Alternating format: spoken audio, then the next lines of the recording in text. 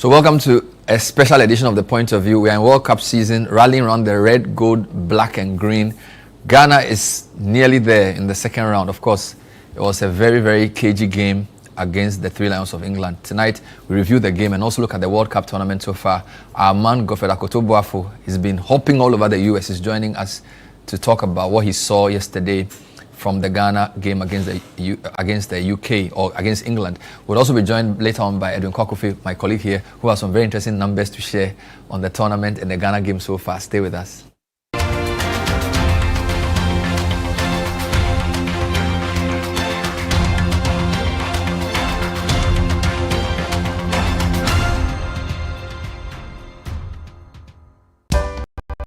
In my line of work, a confident smile is everything. Kel Charcoal toothpaste keeps me on top of my game and ensures my smile is always radiant and bright.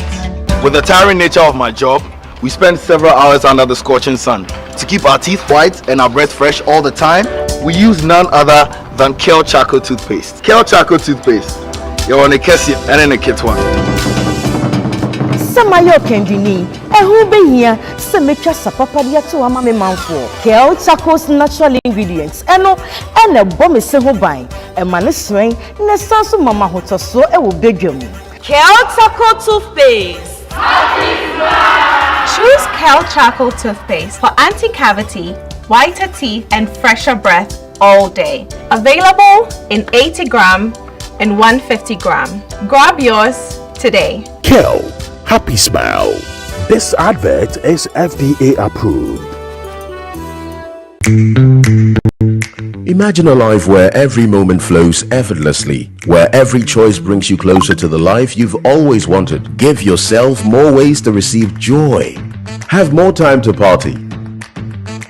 With G Money, every moment flows seamlessly. Just pay and keep the good vibes going. Instantly top up airtime or data so you never miss life's special moments, because your memories together should matter more. Give yourself more freedom to celebrate. Pay bills quickly and seamlessly so nothing disrupts your moments.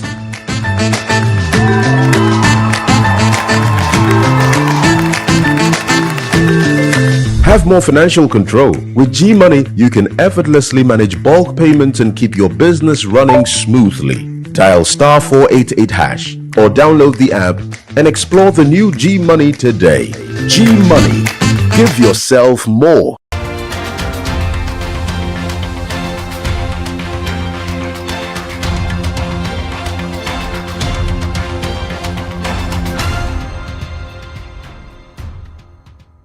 Welcome back. So a lot of people said the game gave them the tenterhooks. It was a very enervating game for Ghana fans, having to see England take close to 80% possession, have so many chances and yet not really threaten the Black Stars. Let's start with Godfred Akoto-Boafo, who's in the US. Godfred, are you still with the team in the same town, or have you moved ahead of them to Philadelphia, Pennsylvania? I'm moving to Philadelphia later today, Bernard. It's good to see you. Great to have you. So you were in Boston. You saw the game live. What did you make of it? I think it went according to plan. I think the last time you and I spoke, we had indicated that this is how Carlos Queiroz was going to play it. And I think he even made it worse, because if you listen to the English, although they expected a low block, they didn't expect this kind of low block. And in the end, I think Carlos Queiroz went out and executed a job. He understood that this was not a league, this was not a beauty contest, this was about qualification. Yeah. That was the objective. And I think he put out a game plan to make sure that his team gave itself the best chance of qualification. And we cannot complain about the results, can we, Bernard? No, we were happy to see the draw. I saw the Ghana fans in the stadium rejoice. Of course, there's context to this, right? England were always going to be the favorites. So while some would say, why are we rejoicing over the draw? Why do you think Ghana was so happy with that point? Well, because we were just such overwhelming underdogs. Also because we all know the history between the two countries. And for us, that almost penalty is even a moral victory for us. The oppressor has cheated us, to be able to to be able to survive. So in the context of Ghana and what that game meant, and for the thousands of fans who showed up yesterday, the objective was to spoil the English party. Now, if you listen to the narrative, Bernard, basically Ghana was just supposed to show up and lie down for Harry Kane, for Jude Bellingham and the rest to run the show. Didn't happen. And if you saw the frustration, especially at the stadium for the English fans, there were the first 13 minutes of the game, for instance, the stadium was dead quiet. Why?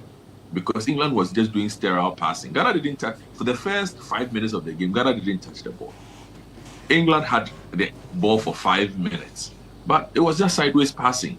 And so by that time, they realized that, okay, this was going to be a long night filled with this Ghana team not budging, and maybe they would be able to exhibit some patience to see if Ghana would become the proverbial African team that loses concentration, that loses discipline.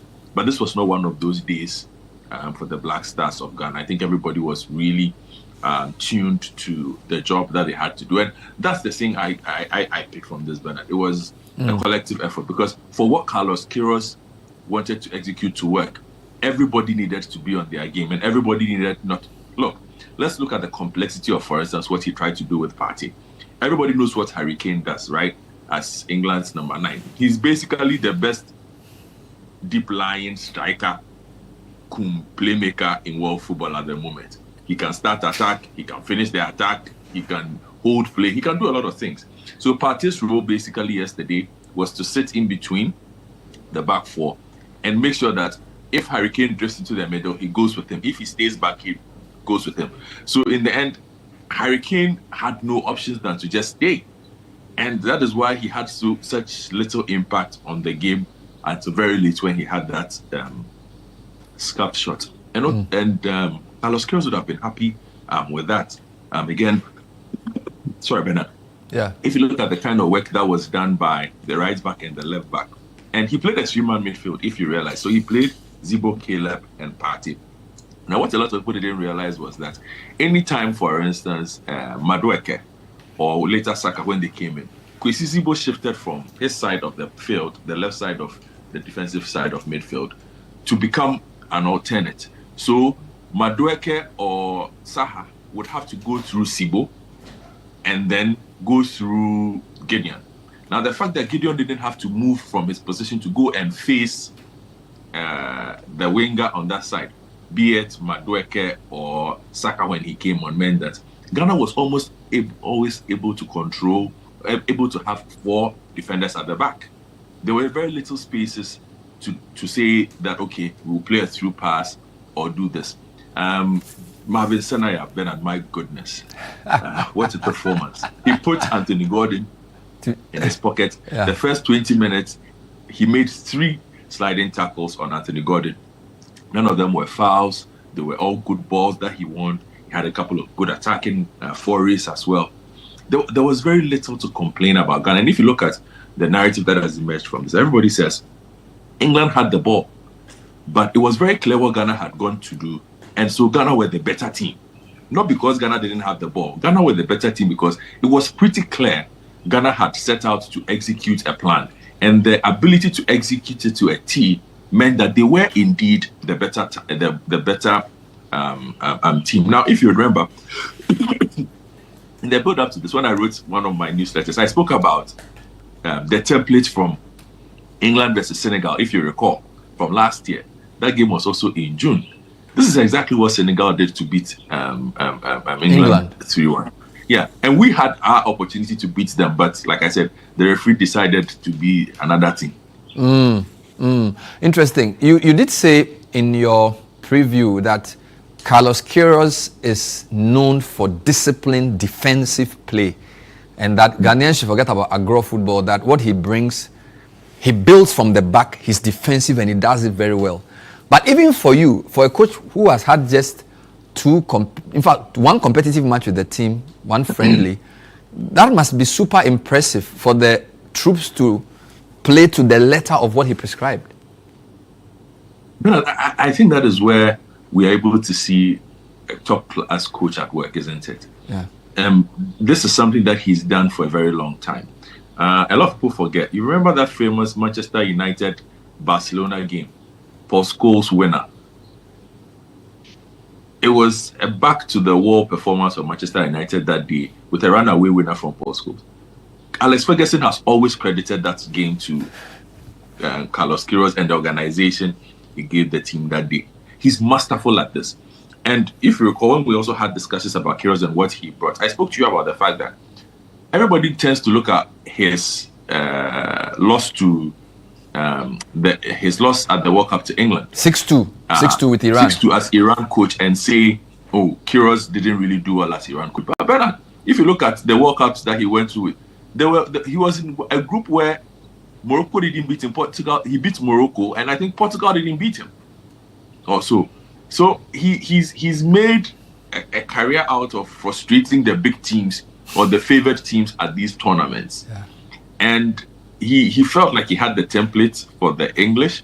He set it out early, and I'm impressed because he kind of knew this early. To be able to play a career system, you needed to be fit. And if you follow the team's camp from Wales, Cardiff, to Virginia, Alexandria, they didn't do tactical work there. Wow. They did physical work. So he had been unimpressed with the physical level of some of the players, not all of them. And so they were basically put through another preseason of some kind to be able to get some of the players to the physical conditioning or the type of conditioning he felt was required. And if you look at the performance against Panama, it was a hard running back to the wall performance. But yesterday's was different in that you needed the players to be fit in sync. If anybody broke down, there was going to be a problem. And to be able to do it at that tempo against England for that period and for such, to be able to maintain that consistency, it really showed that the investment in the bodies of the players that was made in the first 2.5 weeks of training camp for the World Cup really, really paid off. And again, I say credit to Carlos Queiroz and his technical team for being able to see this, for being able to execute it, and also getting buy-in. Because some of these players would want to play their own way. We've seen Black Stars teams where the coach wants to do something and some of the players on their pitch would want to do another thing. It is pretty clear, and in the mixed zone, when the players came out, Gideon Mensah and Zibo alluded to this and said, look, the coach told us this is what we are supposed to do. Everybody understands what the coach wants to do. You dare not stray from this. And in fact, it was interesting when Gideon came, we asked him, what was the plan for the first half? And he was like, coach said, keep it close. Don't open, don't give them anything. Wow. He said, the coach said, don't give them anything. So we asked him again, what about the second half? And he said, well, coach said, go out and win. Wow. And I was like, so you realize that there was a bit of a difference in how Ghana came out for the second half. It was a bit more, I would say a bit more open, but they were a bit more adventurous than they had been because they had started looking for those moments. And the coach also understood the physical difficulty. What he had asked the players to do was going to do some of the players. So you remember he took out Jordan very early. Yeah. In the game, because if you look at the upturn numbers for Jordan in the first half, Bernard, the kind of work he did was amazing. Like his ability to press, close down, apply pressure, not necessarily win the ball, but apply pressure to force the English to make decisions that they otherwise would not have made. Those are the kind of things that you would not necessarily see, but when you break it down properly, you can tell that, okay, the coach had a purpose for these things. And so he observing all this at work, Bernard, for me, I think it was masterful. Amazing stuff. I will come to individual performances soon, and Edwin will give us some numbers to go with. But I just wanted your comment on whether maybe England also, I won't say underestimated or miscalculated, because the writings in England suggested this was just a routine win. Indeed, the analysis was that the Ghana-Panama game wasn't a very great game, and that Ghana was lucky to have won that game. Do you think that played any role in the approach of Thomas Tuchel and his team? I don't think so, because at the pre-match press conference on Monday, Thomas Tuchel spoke about the fact that he knew what kind of game Ghana was going to play. Ghana was a very strong technical team. Ghana was a very strong counter-attacking team. He gave Ghana its flowers. And most of the people on the technical side of the English team who are speaking, I'm not talking about the press here, but those who actually made inputs into the national team, had said that Ghana was going to be a tough game for them because of the physicality, because of the defensive organization, and also because of Carlos Queiroz. There is some level of respect for what he brings to defensive organization among coaches. So Thomas Tuchel would know this, and he said this during the press conference, that he knows exactly who Carlos Queiroz is and what Carlos Queiroz does to teams, and so he was going to prepare for it. That's why my first point to you was, even they perhaps would not have bet on just how deep that low block was going to be. The preparation was for a low block, which is why you saw some of the changes that Thomas Tuchel made. So Jed Spence came in, the Tottenham Hotspur fullback. You would see he started the game. That was because the thinking was, if Ghana is going to play a low block, what are they going to do? They're going to look for quick transitions. So you need speed. And Jed Spence is one of the quickest fullbacks in English football at the moment. So Spence was put on at the expense of Nico O'Reilly, if I'm not mistaken, because O'Reilly is not as quick, but more technical on the ball. And so you realize that Tuchel was also thinking about the potential problems Ghana could cause, even though Ghana was going to set out for a low block. And that impacted some of the changes that he made. I think that if Ghana, his assumption was that Ghana was going to play attacking football, he would not have started Bellingham. I think he would have started Rodgers from Aston Villa, because Rodgers would be able to carry the ball. There would be a lot more open spaces, but he tried to play Bellingham because he realized that there wouldn't be a lot of open spaces. So the expectation was that Bellingham,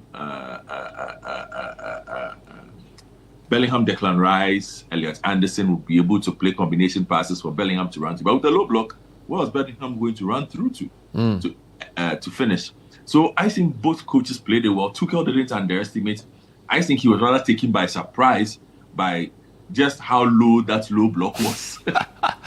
Somebody said during the first half on one of the platforms that the Ghanaians are playing as though they need a visa to get into the English half. This was around the 25th minute, because it was like, why aren't these guys even going? So I think your point around the coach saying just don't give them anything extreme. You don't want to score. You just want to prevent. You don't want to lose your shape. I mean, I'm still impressed with the coach. But let's take a breather. When I come back, we'll try and deal with some specific issues around player selections. There was a whole controversy over who would keep for us, the whole party issue, and then some of the fullbacks and the stuff they did. We'll be dealing with all of those when we come back. This is the review show, point of view. We're looking at the Ghana-England 0-0 draw. That excited us. We have 4 points. We are nearly there. The England team did all they could. They could not score. Stay with us.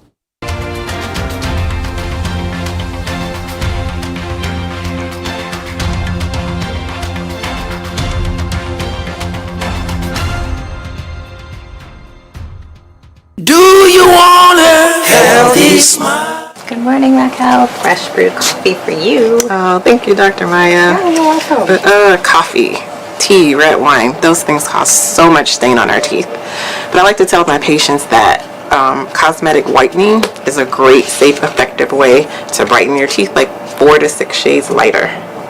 So it's important to come in to get an assessment on your teeth to make sure you're a good candidate for whitening, because we want to make sure you have a good foundation. Yes, I definitely agree. Like you said, and it could be done right here at Bethel Dental. I also like to make sure patients realize you need to get your whitening done by a licensed dentist or a dental hygienist. So that way you can make sure you're getting the correct product, it's safe, you don't get any burning on your gums, you don't get any sensitivity with your teeth. So those things are super important when you're looking for a place to whiten. Yes, so why wait? Schedule your appointment today. Healthy smile.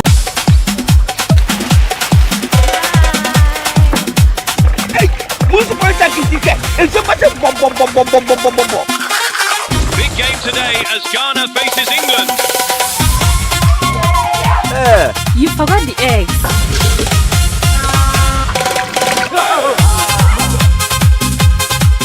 And the whole nation is ready. Shot on target. Oh, what a save! Benjamin Asari flying for Ghana.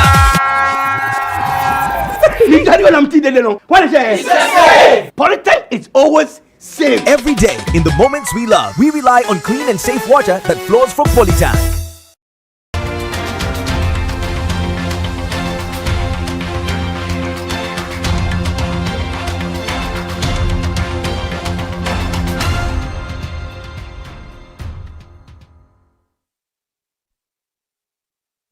Welcome back. So as you can tell, we are very excited. The Black Stars giving a good account of themselves. 4 points should be enough to qualify for the next round, but it's not a question of whether they are first, second, or third, and all three are possible. My guest in studio is now Edwin Kwakofi. Edwin works with us. He's our social media editor, but he's also the host of the Tech and Social Media Trend segment on the City Breakfast Show. It's a breakfast show reunion. Godfred is in the US. Edwin will hopefully join him soon. I'm told you'll be in the Croatia game. So you usually look at numbers and trends, all right? Somebody posted on my platform that the Black Stars were playing the first half as though they needed a visa to get into the England half. What was social media like during the game generally? I think people were a little apprehensive when the match started and England started dominating possession. But if you are a football analyst or a person who follows the Black Stars and England a lot, you know that everyone was expecting England to dominate possession. Everyone was expecting Ghana to sit back, especially after the way they played in the first half against Panama. So this wasn't too surprising. But if you are a fan who just watches because of entertainment, you want Ghana to win, you were a little apprehensive at the fact that England were dominating possession. It was they were almost camped in the half of the Black Stars for the entirety of that first half. And it showed in the numbers. The possession stats all in favor of England. The shots on goal, shots on targets. We barely saw Pickford in the England goal throughout the first half. I think the XG for Ghana in the first half was, I think, 0.12 or something. I mean, which was not impressive, but it was part of a larger plan for Carlos Queiroz. And if you've seen Carlos Queiroz coach the Black Stars in the recent games, in the first half, the Black Stars are usually laid back or very solid defensively, not as good offensively going forward. The passes aren't as good. They focus more on keeping it tight, keeping the opposition out. And in the second half, when things change, he adapts to the players, makes a few changes to line up, and the Black Stars start playing better. We saw it against Wales, saw it against Panama, and we saw it last night against England as well. So it was a very good complete How extreme are these numbers? Possession 79-21, total shots 19-2. This is overall. Meanwhile, big chances 2-1. 2-1. So that shows you how impressive the defense of the Black Stars were. They were very compact, not just in defense, but in midfield as well. Thomas Partey, who came in for this game, his presence was absolutely needed, as you can see, because throughout the game he completed 4 out of his 4 tackles. He won 4 out of 4 tackles. He completed 5 clearances in the game. It shows that he was very important coming into midfield, and the cover provided by Kwesi Sibo and Caleb Iwenchi also helped as well.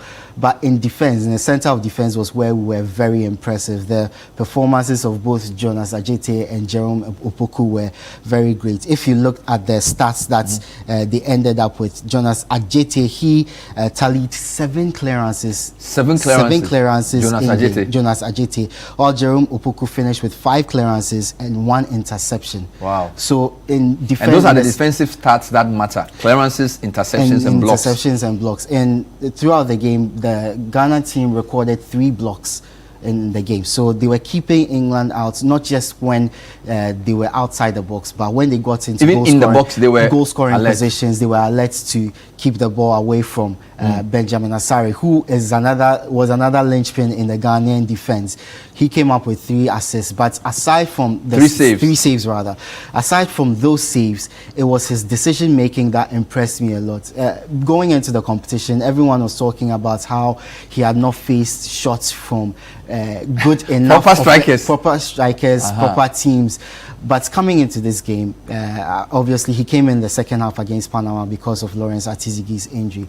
But in this game, he was pretty solid throughout. He marshaled the defense pretty well. Whenever there were corners, he knew when to come out, when to stay in goal, when to challenge for balls. Whenever long balls were put into the box, he knew when exactly to make those saves or punches, when not to try and grab the ball at once, when to push it out. Even when he made the save, the last save against Bukayo Saka, his punch out pushed it out of the danger zone, not into the danger zone where England could take advantage of. So brilliant performance from Benjamin Asare. But you look across the defense, there was also Gideon Mensah and Marvin Senaya. Senaya, we'll talk about him in a bit. But first, let me start with Gideon Mensah, who had 9 clearances all game. 9 clearances all game. 9 clearances all game, 5 tackles and 2 interceptions. Wow. It was a really good performance. 9-5-2. Gideon Mensah has been one who a lot of people have started doubting because obviously his performances for the Black Stars under Otto Addo especially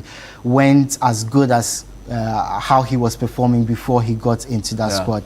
So there were a lot of doubts about his defensive discipline, but he showed in this game that when he is charged to do a job, he does do it very thoroughly. He's with Auxerre? Yes, he's with Auxerre. As is Senaya? As is Senaya. So our full-back pairing are from the same team? They're from the same team, which helped well in terms of chemistry. It added a lot to the game. And speaking of Marvin Senaya, he completed or won 5 of his 7 tackles in game. Okay. And he was a very good presence up front as well. He had one opportunity. His side was where Anthony Gordon his side had Anthony Gordon and later Marcus Rashford. Wow. Yes, but he was also good offensively, particularly in the second half. There was one opportunity where he was put through on goal. He controlled brilliantly. Unfortunately, the defenders came and covered him. His shot went wide.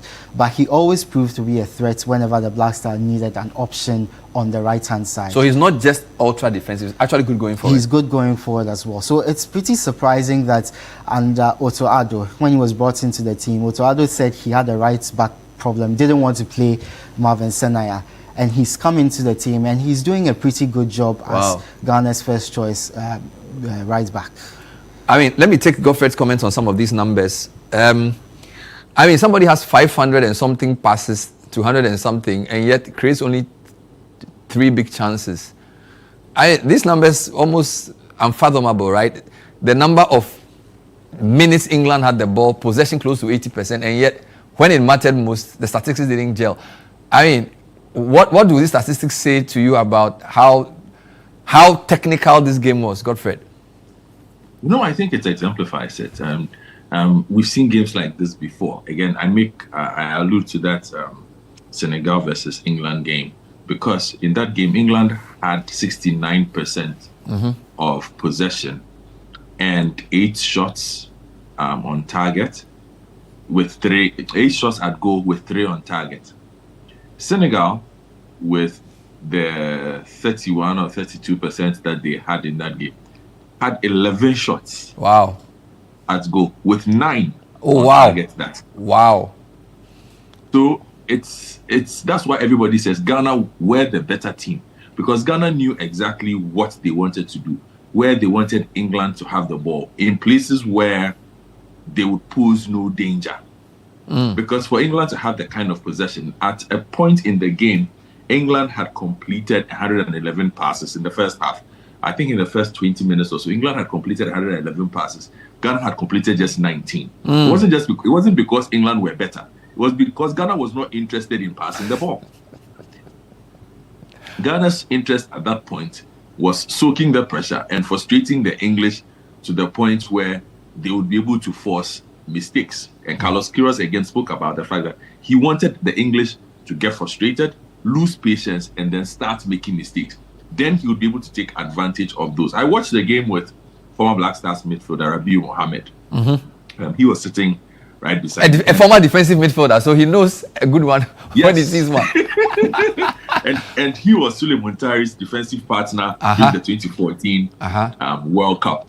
And he was breaking down the game for me as we were watching it, and he gave new insight. It's very better, like the way we see football and the way footballers see the game is completely different. Wow. So he was trying to explain to me what the English were trying to do. Basically, they were staying on the ball a bit longer than normal because they were expecting us to foul them in certain parts of the field so that they'll get set pieces, because the English are very strong from set pieces. But Ghana were also not committing those kind of fouls. There were some fouls, but the type of fouls in the areas that the English wanted those fouls were not happening. Wow. Again, the English were looking for a certain kind of space in central midfield. The setup of Ghana meant that at every single point in time that England tried to tease Ghana out into that space, they were not able to do so. So you look at those numbers and think, oh, this one had the ball. But this one had the ball simply because the opponents felt that, well, you can have the ball. You can't do anything with it. A lot of the passes were just lateral passes.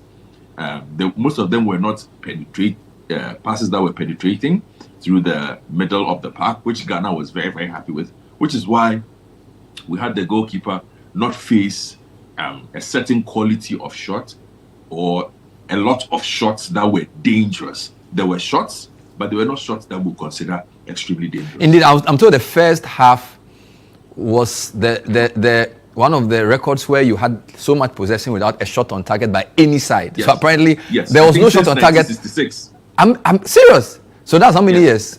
Almost 70 years. 66. Yes. Wow. No shot on target by either team in the first half. Yeah, and I'm sure Carlos Queiroz in the dressing room would have been dancing at that statistic.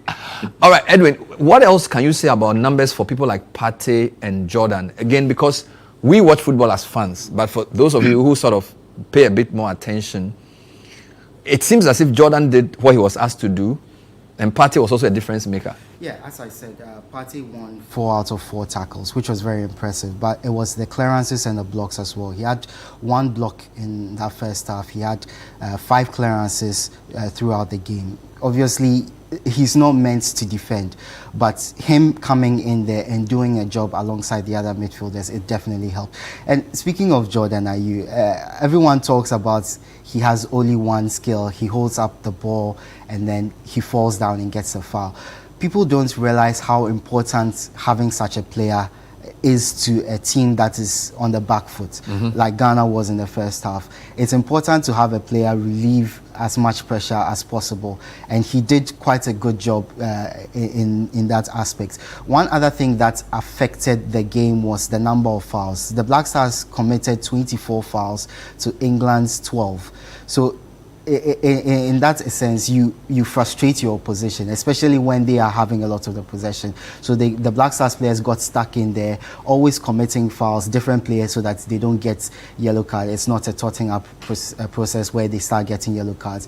You commit fouls at specific moments when they get too close to your box or in areas where they are not too dangerous, and then you start frustrating them. Once they keep going down, they keep talking to the referee, complaining. They lose their way of play and they start shooting from wherever. Even when they are not shooting from wherever, they don't find the focus that they need to get through your defense. And so even in fouling, there's a method to it. There's a method to the fouling. Because we had 24 fouls, but only 1 yellow card. Only one. Same as England, 1 yellow card. In fact, they got a yellow card earlier. Yes, they got a yellow card earlier, which obviously didn't affect their play, didn't affect ours as well. But it kept them at bay, knowing that we have players who are ready to get stuck in, commit the foul, and not let them have their way when they want to. Prophet, I want you to talk to me about Jordan Ayew, because I get the sense that most Ghanaian football fans don't understand what all our coaches try to do with him. Yet, his record with English teams suggests that teams that play very defensively prefer him, which is why he has been relegated so many times, right? It seems to me as though teams at the bottom rank of the league value his skill set in terms of teams that don't attack a lot. Just explain the Jordan phenomenon to us. Well, I think the Jordan phenomenon can be frustrating, especially if you are fans looking to play attacking football, which is why at this point in his career, 2 or 3 years ago, this would be Leicester City's best player. Now, his fans are celebrating that his contract is up. Times have changed. People expect a different kind of thing, but this is national team football. National team football deals with profiles, which is why we say there's a big difference between club football and national team football. And you need different types of players on the pitch to be able to do different types of things. And Jordan, like Edwin said, represents a certain kind of profile. The ability to hold on to the ball, the ability to win fouls, the ability to allow teammates to get back into position when they're out of position, simply because he will stay on the ball a tad longer than most will do, so that the rest can recover. I think there are moments where he overdoes it. Yesterday, I was having this strategy with Rabiu, and Rabiu was like, look, sometimes you should just pass the ball and let us move. It's not every time that you need to look for a foul, because there are times where it looks like he's just looking for a foul when there is the potential to play a forward pass. But that does not take away the fact that his skill set is one that coaches like. And Edwin, I think, would have also spoken about the fact that, look, if you look at his numbers on pressures, I saw the numbers from Opta yesterday on his pressure on the English centre-back pairing, on the goalkeeper, on Elliot Anderson and Declan Rice in starting play. He was really influential in making sure that if it takes them 2 seconds to pass a ball, he made them do it a bit faster than they normally would. And those things, somebody might not see it, but they are important for a coach, because it means that other players are also able to do other little things. So sometimes it's difficult to understand the Jordan phenomenon, because somebody will say, well, he's a striker, he needs to score a goal. But in the current, if maybe we had a more adventurous coach, yeah, Jordan would be very, very even more frustrating than we are with him now. But with this current coach, in this current system, there is a role for him, and the coach is executing it. Let's talk about the midfield three. You said Partey came in to do a job on Harry Kane. How impressive were Caleb Rinji and Kwesi Sibo in supporting Partey to crowd out that midfield? Well, I think Thomas Queiroz understood something that maybe Partey's Villarreal people didn't understand. Partey doesn't have the legs. Partey has always just needed runners around him. So we gave him runners yesterday. Queiroz gave him Zibo, who can run all day long, and gave him Caleb Rinji, who's basically a horse. He can run till tomorrow. He doesn't really care. You know, he's what in football we call Ponkwabodam. He will run. But that allows Partey to stay in position and cover space. Because if Partey had to cover huge swaths of space yesterday, guess what would have happened? Harry Kane would have found time, because there would be at least just one moment where Partey is not where he's supposed to be. And that is the time that Kane will identify, oh, there's an absence, and then be able to take advantage of it. But the presence of Caleb Rinchi and Zibo meant that Partey did not feel the need to run into those kind of space. And he could organize them. He could tell Caleb, you handle that. He could tell Sibo, you handle that. I will stay here and do this. He could also predict where the danger was going to come from, because most of the sequences he would have seen before, because he has an eye for those things. So he was able to prevent mistakes from becoming crisis very, very early on, which is why we did not have the kind of midfield overrun that most people thought we would have, considering the sheer quality that England possessed in that arena of the field. Yeah. I think Partey coming in was transformative for the Black Stars. He might not be the player he used to be, but I think, again, he's a type of profile. What he's able to do for us now, very few players in our national team can do it. In fact, what he's able to do, very few players in world football are able to do it. Age catches everyone, you know, but I think that being able to maximize what he's still able to do and allowing the team to benefit from it, I give credit to Carlos Queiroz. Again, because, look, Kwesi Sibo, I thought Elisha Usu would have started, not Sibo.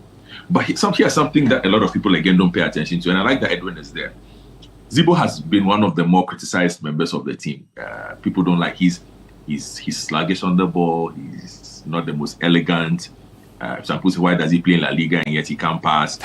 But Bernard, have you ever checked Sibo's interception rate? Let Edwin check it for you in La Liga, and you realize that he's in the 70s. That is very good.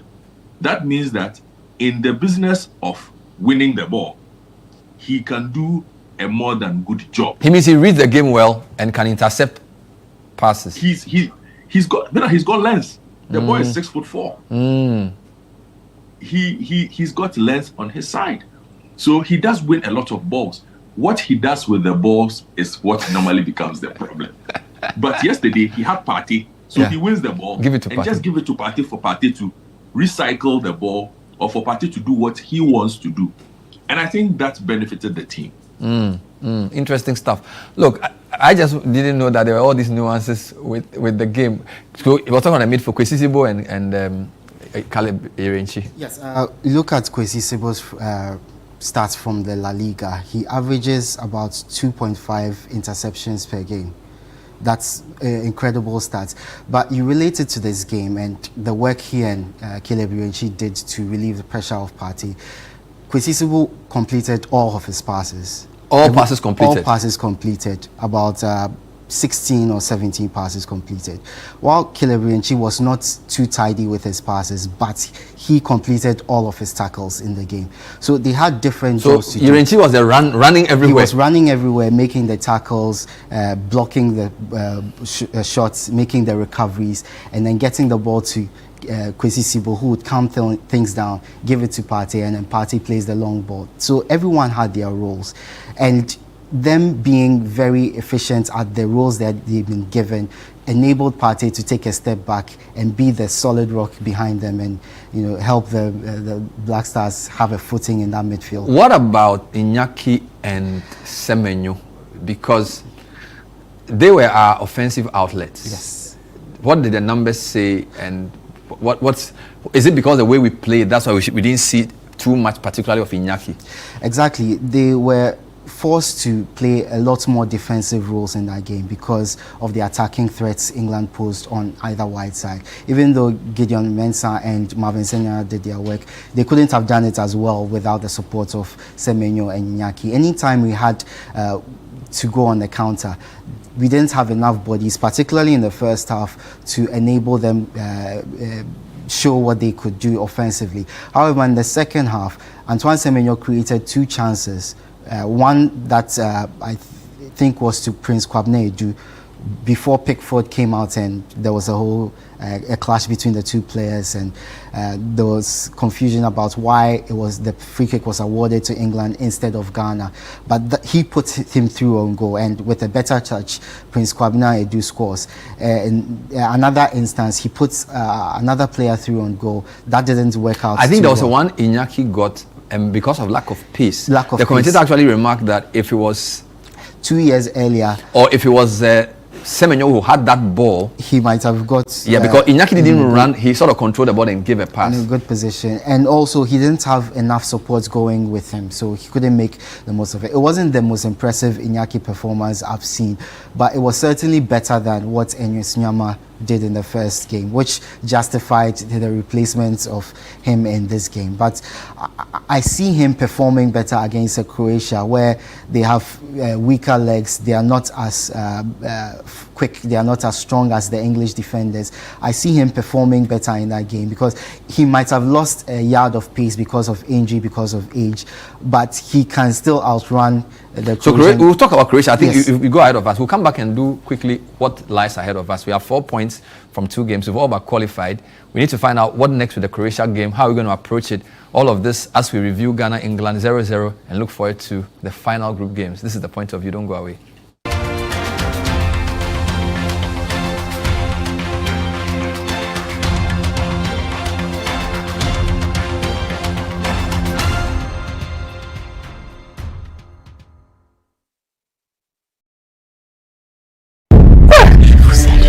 I was this close to moving everything to the account number they gave me. I almost didn't notice. I was just about to enter my PIN. I clicked the link, entered my account number, entered my password.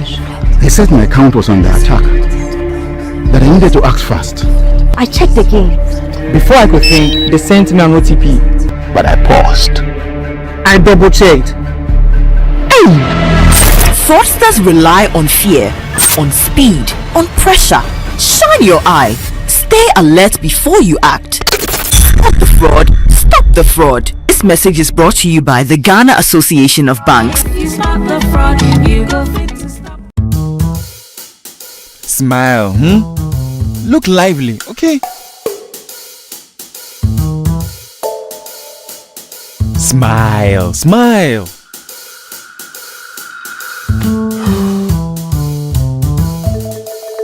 Is the money too small? A bad stomach ruins your day. Don't let it. Take Gastron, your most effective antacid for the relief of symptoms of peptic ulcer, heartburn, gas pain, flatulence, and indigestion. Hey guys, what are you waiting for? Let's go, let's go. Mwah. Can you bring down the smile small? Gastron, effective relief from stomach discomfort. Manufactured and distributed by NS Chemist Limited. This advertisement has been vetted and approved by the FDA.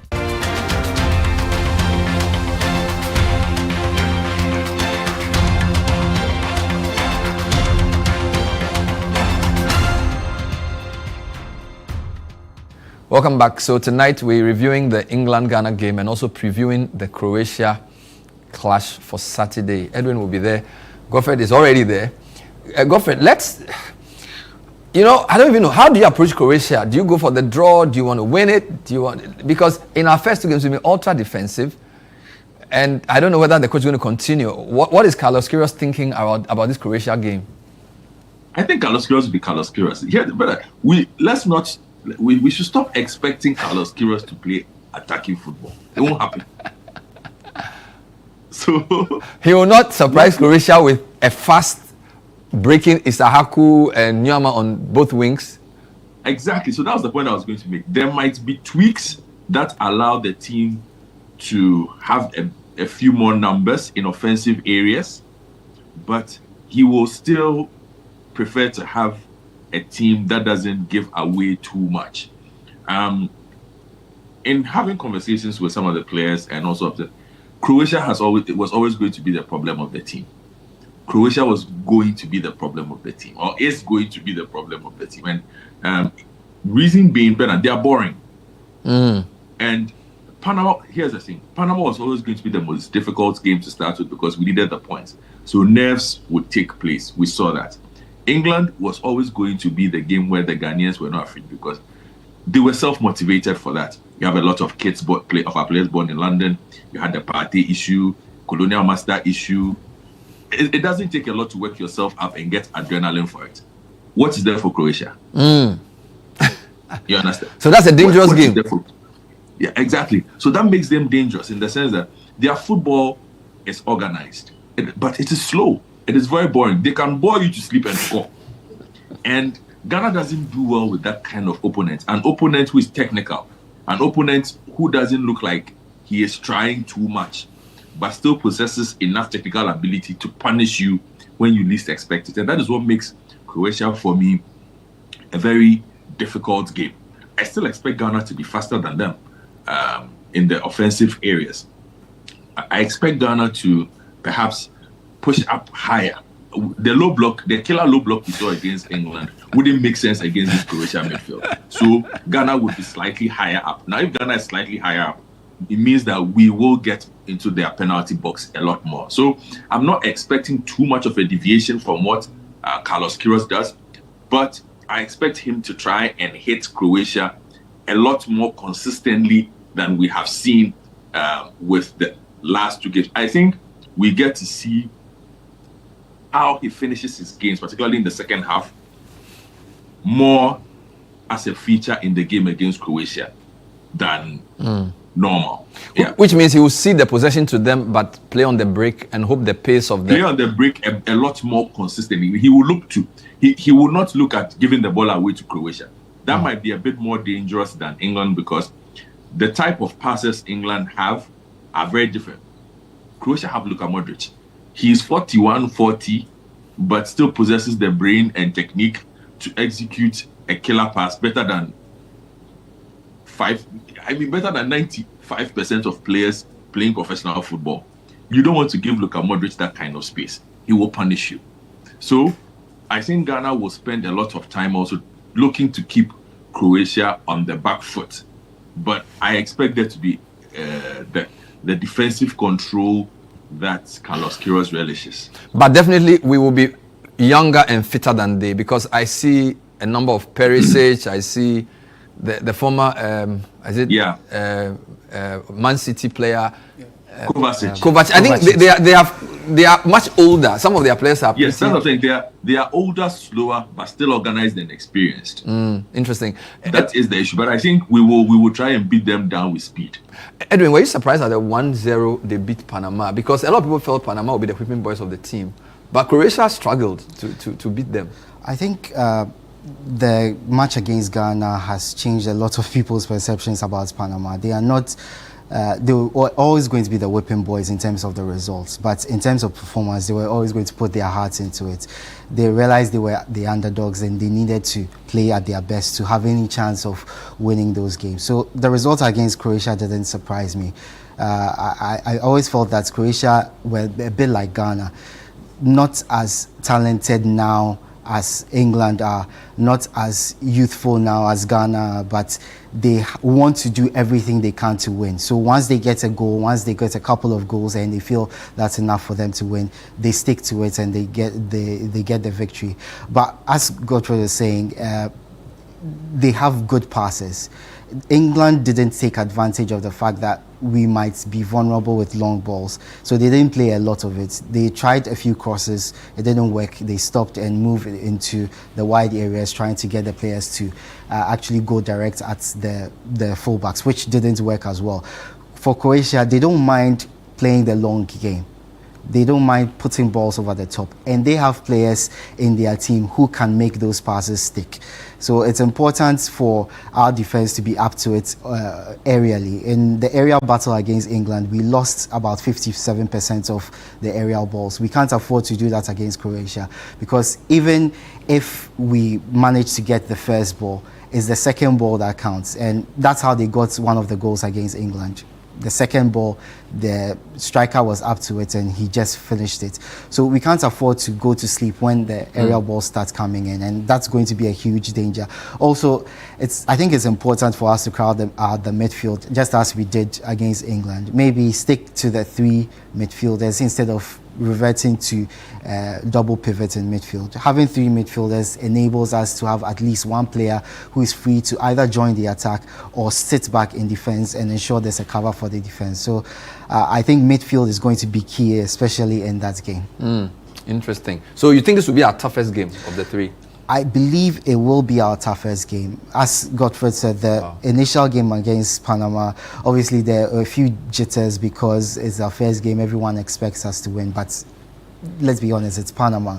We have way better players than they do, way more quality, a better coach. Eventually, that quality was going to tell. Against England, you expected the players to be self-motivated, just as Godfrey said. It's England. A lot of players feel that they are the same quality, even better than some of the players who get a lot of attention because they play for the big sides in the Premier League and in the tough leagues around Europe. For Croatia, they always come into the competition as one of the dark horses, and they always prove themselves. But they are a tough side to read at the moment because of the fact that a lot of them are aging, but they have a young group who are coming in and also making their mark at several moments in the tournament. So it's going to be a difficult game because they also need the points to progress, to guarantee progression. So are both teams going for the win? Both teams are going to go for the win. We don't necessarily have to go for the win, but it's important that in a tournament where we've seen crazy score lines, we've seen underdogs pick up unexpected points, that we make sure of qualification as much as possible. I feel that in this game in particular, Carlos Queiroz is going to change up a bit, try and go for the early goal to ensure that they have a cushion before he sits back and ensures they get the points. Once they get an early goal and have something to defend, then qualification is almost guaranteed and they can afford to take some risks after that. Godfrey, we have 4 points. So should we just avoid defeat, get 5 points, or go for the win so that if Panama frustrates England, we even top the group? I am all for qualifying from the group at this moment. First, second, third, let's qualify. Then we will deal with the knockout stages when we get there. People are talking about Portugal and whatnot. You let us get to the knockout stages. They will see something different. But for now, I am just thinking, let's qualify completely and guarantee that we have qualified. I think Ghana wins a very, very, very, very difficult game against Croatia. But think about it. If Ghana wins, that's Ghana getting 7 points in a group that has England, that has Croatia. Do you know what that means? That's incredible, Ben. Yeah. That would be incredible. We can only hope, can't we? We've never had 7 points in a World Cup group. I know, I mean, even 2010, it was 4 points. Yes. And then I think 2006 as well was 6 points. So for a team that people didn't rate, ranked 73rd, clearly things are looking very, very different. Any other African teams you are still impressed with? I mean, this is my last question, by the way. So you did say Morocco is the real deal. Yes. They are still the real deal for you. Oh, Bernard, are you not impressed? I mean, 1-0 Scotland, they could have scored more, but they took their 1-0 like that. Yeah, look, they are a complete unit. They've got strength in depth. They've got a coach who is tactical. He plays vibrant attacking football. They just need to score a few more goals than they normally do.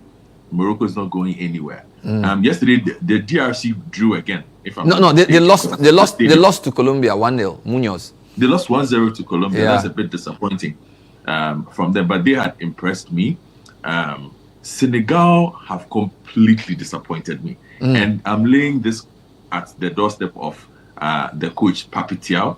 His need to be loyal to your good friend Sadio Mane and his classmates has cost Senegal, because I look at that Senegal bench, and Bernard, there is no way Senegal should not beat Norway if they have Mbaye Kamara and Assane Diao and all those other young guests on the pitch. There was no need to be playing some of the people on there. I mean, they've paid their dues, but the kids that they have are not kids who you can say, oh, up and comers. What does Ilman Ndiaye need to prove again? What does Ilman Ndiaye need to prove again to start a game? Oh Lord. So Senegal have completely disappointed me. Cote d'Ivoire still have a shot at making it to the next round, although things didn't go their way in their last game. I think I think Morocco, Cote d'Ivoire, Egypt played really well. Egypt is in the lead in their group as well. Yeah. Egypt is also doing well, but I know Egypt. They will disappoint us. So, I'm not really looking there. Cape Verde is the Cinderella story. They will disappoint us soon. So again, we are happy. It's a feel-good story, but in the end, it is the heritage boys of the World Cup who will carry the African continent. Ghana, Morocco, and maybe Cote d'Ivoire. Yeah, we are the heritage boys now. So we have a good record. No, thank you. Great job and really good talking to you, Godfred, always. And Edwin, we'll get to speak to you hopefully after the Croatia game, obviously before the round of 32. So thanks for being on the show tonight. We've been reflecting on the England game. Ghana drew 0-0. We are all but qualified, and we're looking forward to the Croatia match as well. Thanks for watching. We'll see you next time. Bye-bye.